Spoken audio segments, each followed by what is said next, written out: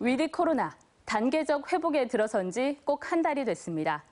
최근 2주 동안 전남에서 발생한 코로나19 확진자 현황을 살펴보겠습니다. 모두 476명이 코로나19에 감염됐습니다. 단계적 일상 회복에 들어서기 전인 지난 10월과 비교해보면 확연히 늘어난 것을 확인할 수 있습니다.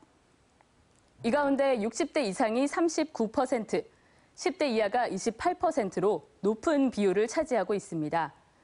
접종 시기가 오래되면서 효과가 감소한 고령층과 미접종자가 많은 학령층에서 감염이 늘어나고 있는 건데요. 경로를 살펴봤더니 타 지역 접촉으로 인한 가족 간 감염, 그리고 학교나 시설을 거쳐 지역사회로 확산되고 있는 양상을 보이고 있습니다. 단계적 일상회복 전환 이후 이동이 크게 늘면서 우려했던 대로 확진자가 크게 늘고 있는 겁니다.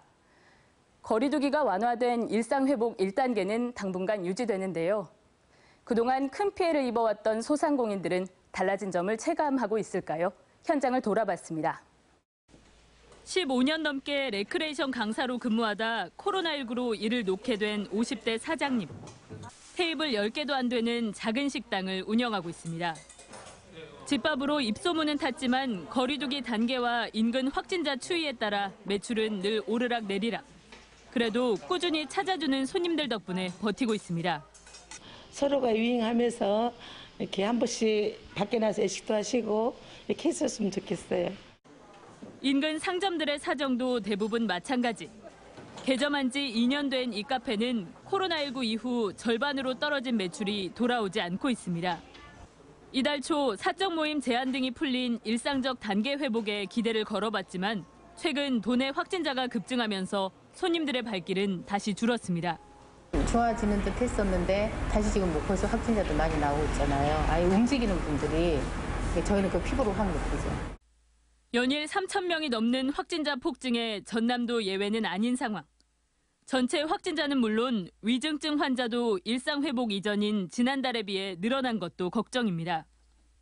아직 44.3%의 병상 가동률로 여유는 있지만 기저질환이 없고 무증상인 젊은 층을 중심으로 25명가량이 시범적 재택치료에 들어갔습니다.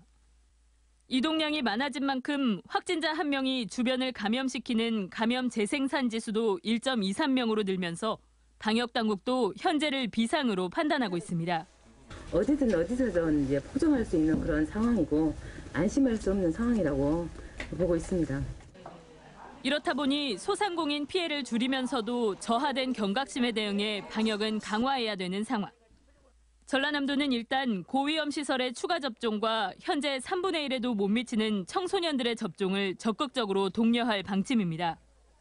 하지만 김장 등 가족 행사와 농한기 여행 등 타 지역 이동은 더욱 늘어날 전망이어서 방역 당국의 고심이 깊어지고 있습니다. MBC 뉴스 김진선입니다.